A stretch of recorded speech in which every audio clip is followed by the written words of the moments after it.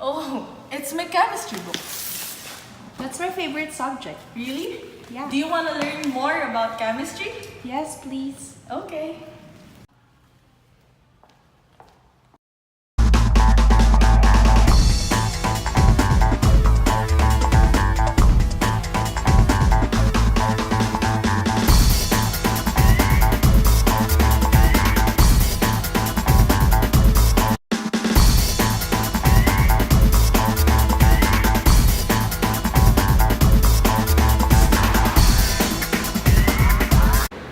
Hey Kate, what's that? It's basic solution in balancing. Let me show you how to solve the basic solution in balancing. So first, we balance the equation as if H plus ions were present. We balance the oxidation half reaction.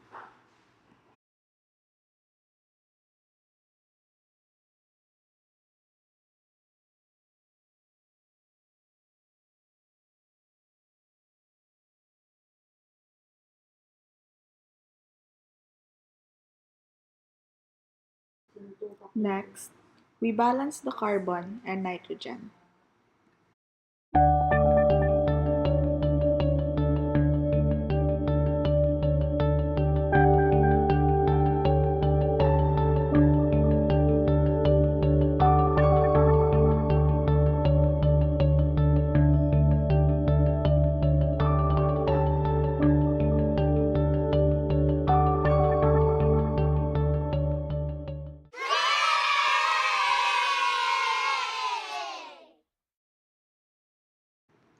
After we balance the carbon and nitrogen, we balance the charge.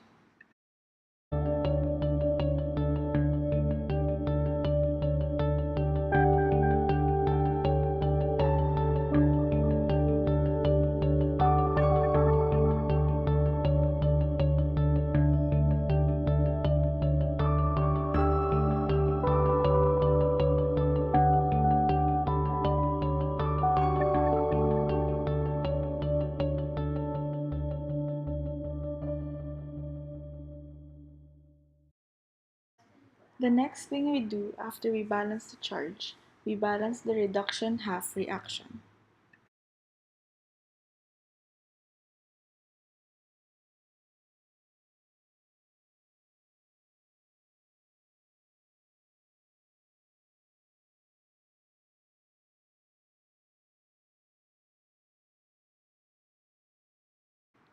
The next thing to do after we balance the reduction half reaction is to balance the oxygen and the hydrogen.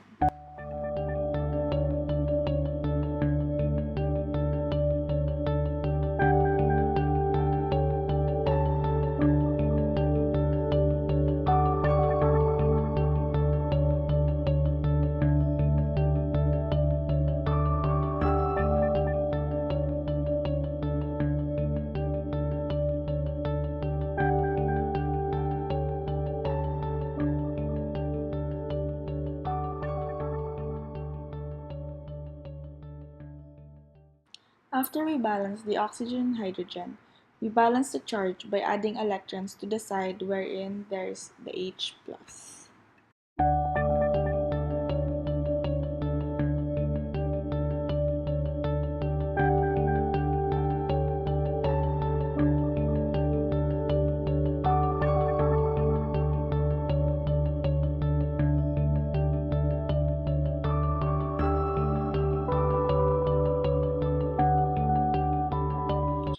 After adding the electron, we multiply the balanced oxidation half reaction by 4. After we multiply the balanced oxidation, we add the half reactions and cancel identical elements.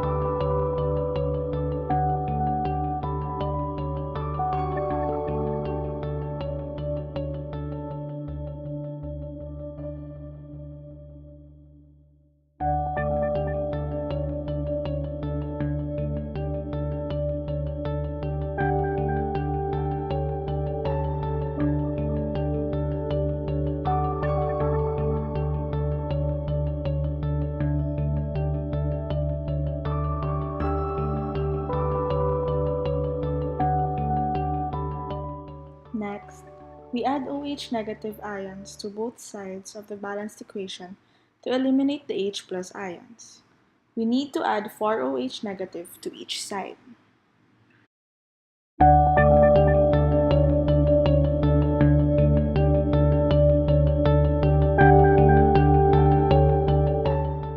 Next, we eliminate as many H2O molecules as possible.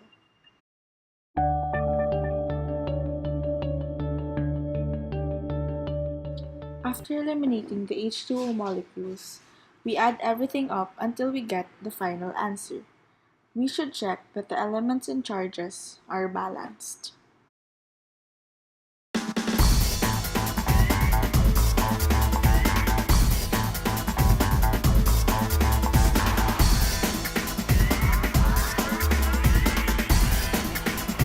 In my enthalpy problem, these are the given. So first, we are going to solve for Q1, which is the heat change of solid to liquid, which is melting. So we multiply 50 grams with a delta H of ethanol, which is 0.97 joule per gram. After we get a product of 50 and 0.97, we multiply it with a difference of 170 degrees Celsius minus negative 200 degrees Celsius, which is the final temperature and the initial temperature. We multiply the product and the difference, and we get 17,945 joules.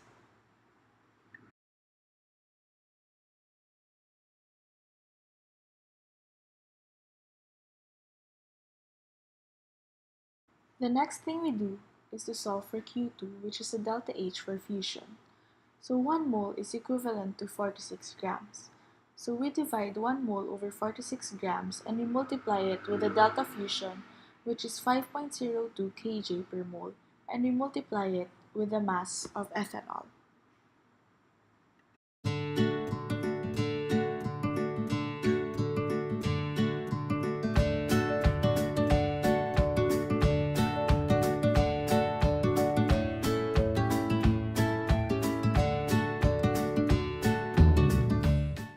Next, we get the heat change for boiling, and the answer is 42,550 joules. The next thing we do is to solve for Q4, which is the delta H for vapor. The same process goes with Q4 in Q2, but we have to change the 5.02 with 88.6 kJ per mole since it's delta vapor, and multiply it again with the mass of ethanol.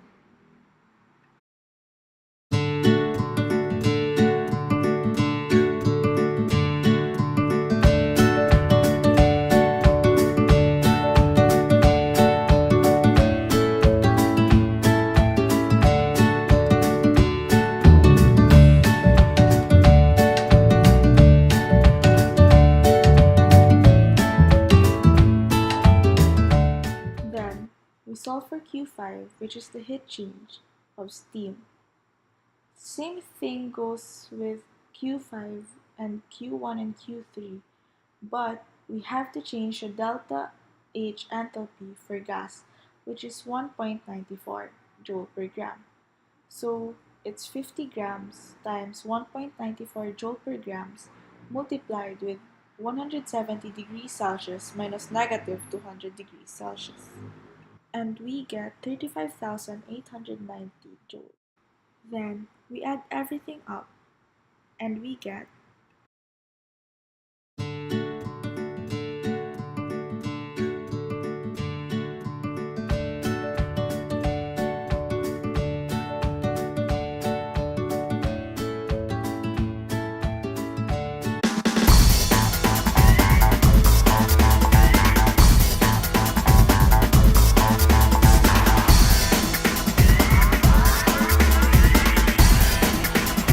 a 100 gram of iron was placed inside a container with 970 grams of water. The water is an initial temperature of 20 degrees Celsius and iron is 850 degrees Celsius. What is the final temperature? The specific heat of water is 4.184 joule per gram degrees Celsius, and the specific heat of iron is 0.444 joule per gram degree Celsius. So this is how you solve the final temperature in calorimetry. Final temperature is equals to H2O CmTi plus Fe, which is iron in the given CmTi, over H2O Cm plus FeCm.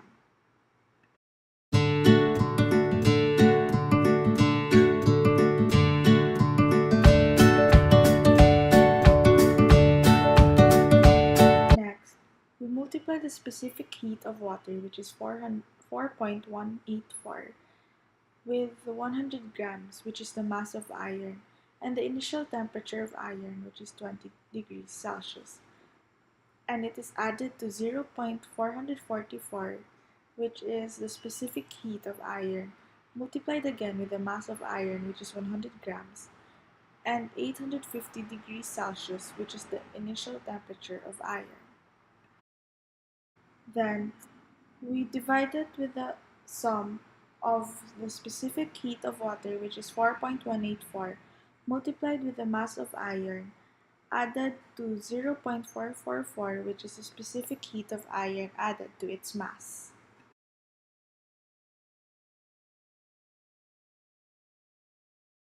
Which results to 8,368 plus 37,740 divided by 4,184 plus 444.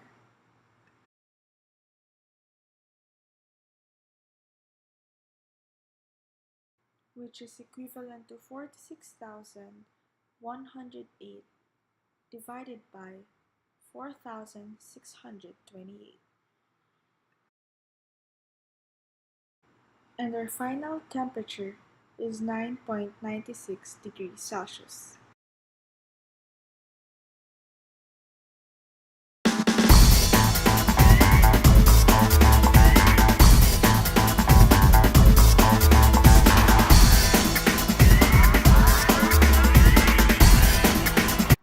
With a beta emission of 8235 Br, all we have to do is add plus 1 with 35, so that makes it 8236 Kr, since in the end of the beta emission there's 0, negative 1, beta plus V.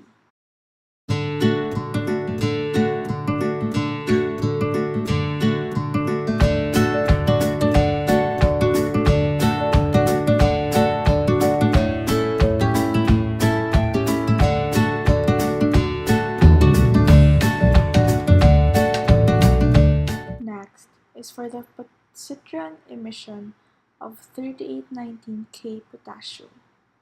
All we have to do is to subtract 1 from 19, which makes it 3818 AR plus 01 beta plus V. For the alpha emission of 21084 FO, all we have to do is to subtract 4 from 210 and to subtract 2 from 82, since there is 4 to HE in the end, so that makes it 20682 PB plus 42 HE.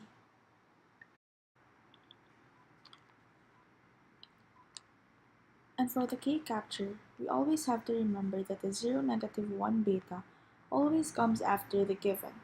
So all we have to do is subtract 1 from 47, which makes it 106 46 PD.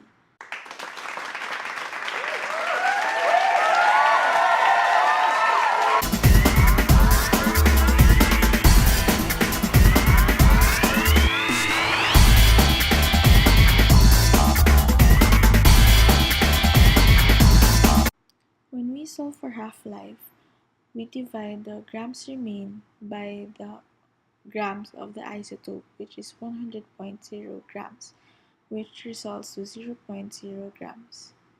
Then we get the n log of 0.05, which is log 0.5, and n is equals to 4.32.